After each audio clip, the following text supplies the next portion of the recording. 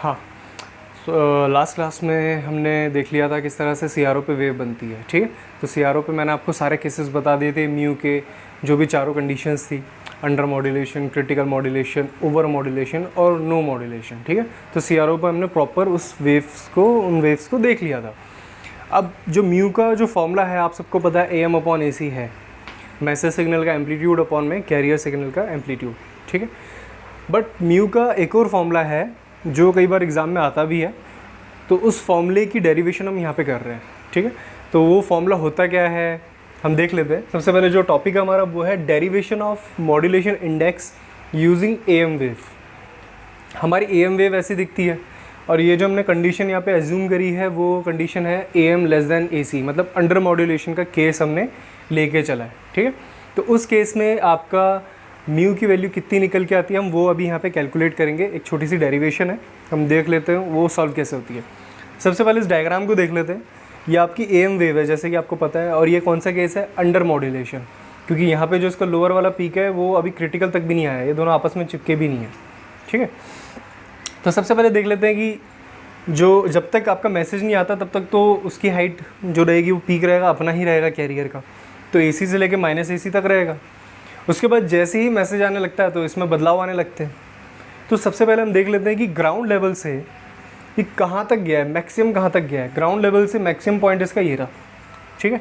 तो यहाँ पे मैंने इसे मेंशन कर रखा है कि ग्राउंड लेवल से बिल्कुल इसकी जो टॉप तक जो इसकी पीक है उसका जो नाम, मतलब उस जो लेंथ है उसका जो वैल्यू का नाम, अभी उसकी वैल्यू आई नहीं है, पर उसको हमने किससे डिनोट किया है, A max, ठीक है। मैक्सिमम जो उसका एम्पलीट्यूड गया है वो गया A max, ठीक है, ग्राउंड लेवल से ऊपर। अब ग्राउंड लेवल के ऊपर वो मिनिमम कहाँ तक आया है, यहाँ तक। तो यहाँ तक अगर आया है तो यहाँ से लेके ग्राउंड से लेके इसका भी कुछ ना कुछ डिस्टेंस होगा, कुछ लेंथ होगी, तो वो हमने डिनोट कर दिया A मिनिमम, ठीक है। तो वो आपका हो गया A मिनिमम। उसके बाद देखिए यहाँ पे, अब ये जो कितना ऊपर गया कितना नीचे गया ये देखेंगे ध्यान से। अगर मैं देखूँ तो यहाँ तक तो मेरा AC ही है, अगर मैं बोलूँगा तो यहाँ तक तो सिर्फ मेरा AC है। उसके बाद कितना ही ऊपर और गया, AM ऊपर और गया था, तो इस वाली लाइन के ऊपर ये जो पार्ट है इसकी जो लेंथ होगी वो AM होगी, मैसेज सिग्नल का एम्पलीट्यूड। फिर उतना ही नीचे भी आएगा, ठीक है। तो यहाँ से लेके यहाँ तक की जो लेंथ होगी वो भी AM होगी, क्योंकि ये एक तरह से मैसेज ही तो है, ठीक है। तो AM ऊपर AM नीचे, ये मैंने यहाँ पे डिनोट कर दिए हैं कौन सा लेंथ किस नाम से है, ठीक है, ताकि आपको ईजिली समझ आए। अब यहाँ पे हम डेरिवेशन कर रहे हैं म्यू का जो अलग फॉर्मूला है। हमें पता है कि म्यू की जो वैल्यू होती है वो AM अपॉन AC होती है, ठीक है, ये सब हम जानते हैं।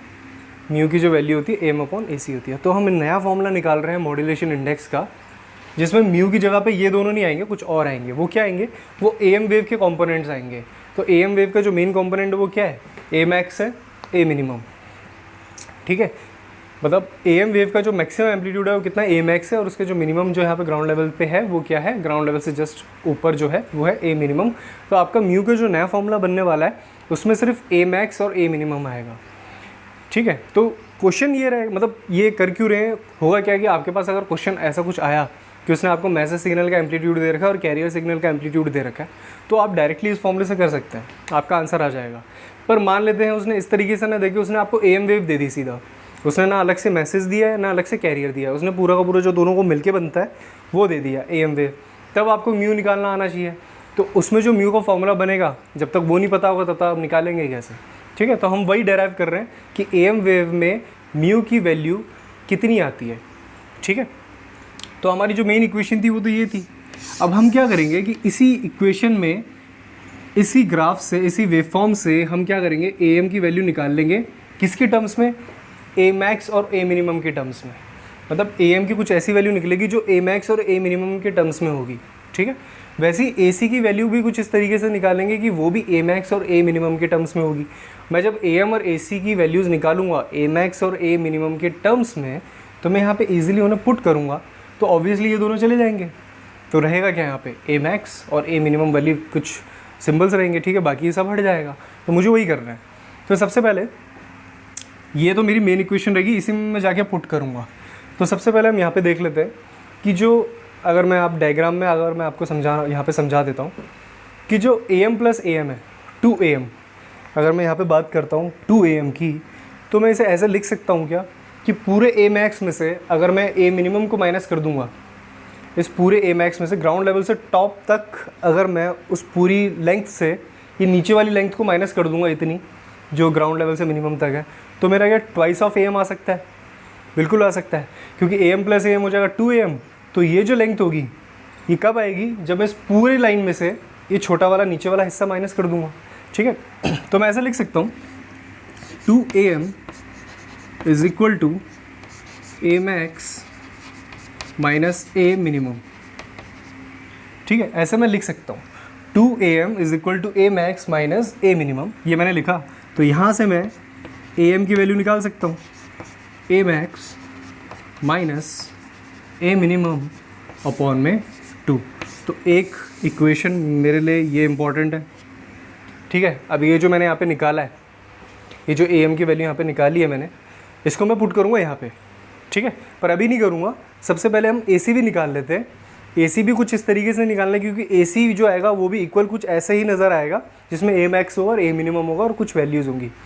और जब वो दोनों आ जाएंगे मैं उनको ईजिली यहाँ पे पुट करूँगा और म्यू का हमारा नया फॉर्मूला बन जाएगा। ठीक है, और म्यू का जो नया फॉर्मूला बनेगा उसमें ना am दिखेगा ना AC दिखेगा, उसमें दिखेगा a मैक्स और a मिनिमम। मतलब उसमें am वेव के कंपोनेंट्स दिखेंगे, मतलब am वेव की जो पीक वैल्यू पहुंची, उसकी जो मिनिमम वैल्यू पहुंची, वो यहाँ पे दिखेगा म्यू के फॉर्मूले में। ठीक है, तो उसके लिए मुझे क्या करना पड़ेगा, am को निकाल दिया मैंने a मैक्स और a मिनिमम के टर्म्स में। अब वैसे ही मैं AC को भी निकाल दूंगा a मैक्स और a मिनिमम की टर्म्स में, तो मेरा म्यू का नया फॉर्मूला बन जाएगा। ठीक है, अब इसके बाद देखते हैं कि AC को किस तरीके से निकाल सकता हूँ मैं। हाँ, तो अब AC निकालते हैं a मैक्स और a मिनिमम के टर्म्स में। तो AC अगर मैं देखूँ यहाँ से, तो मैं AC को क्या ऐसे लिख सकता हूँ कि इस पूरे में से अगर मैं मतलब ये जो जीरो ग्राउंड लेवल से जो हाइट गई है मेरी, इस पूरे में से अगर मैं इतना माइनस कर दूंगा तो मेरा AC आ जाएगा। मतलब a मैक्स में से अगर मैं am को माइनस कर दूंगा तो मेरा AC निकल के आ जाएगा। तो यहाँ पे मैं लिख सकता हूँ ऐसा कि AC, डायग्राम से अगर देखें, AC is equal to a max minus am। ठीक है, ऐसा मैं लिख सकता हूँ। अब AC equal to a max minus, अब ब्रैकेट में am की जगह पे मैं वो लिख सकता हूँ जो मैंने थोड़ी देर पहले अभी निकाला है। ठीक है, तो क्या निकाला है, a max minus a minimum upon में 2। यही मैंने अभी निकाला था, am की वैल्यू इस फॉर्म में निकाली थी। अब इसे थोड़ा और सॉल्व करते हैं, तो AC इज़ इक्वल टू, इसे मैं कुछ इस तरीके से लिख सकता हूँ। आप LCM लेना जानते हैं, LCM लेके बड़े इजीली कर लेंगे।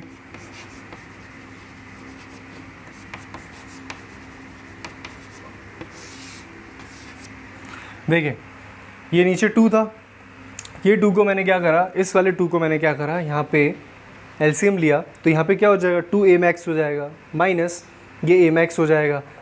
बाहर माइनस है, माइनस होने की वजह से इसके साइन बदल जाएंगे, तो ये प्लस a मिनिमम हो गया। अब इसको और सॉल्व करूँगा तो क्या आएगा, 2a max minus a max बनेगा a max plus a minimum upon में 2। तो AC की वैल्यू जो मेरी निकलेगी वो निकलेगी AC is equal to a max, AC मेरा निकलेगा a max plus a minimum upon में 2। ये मेरी निकलेगी AC की वैल्यू।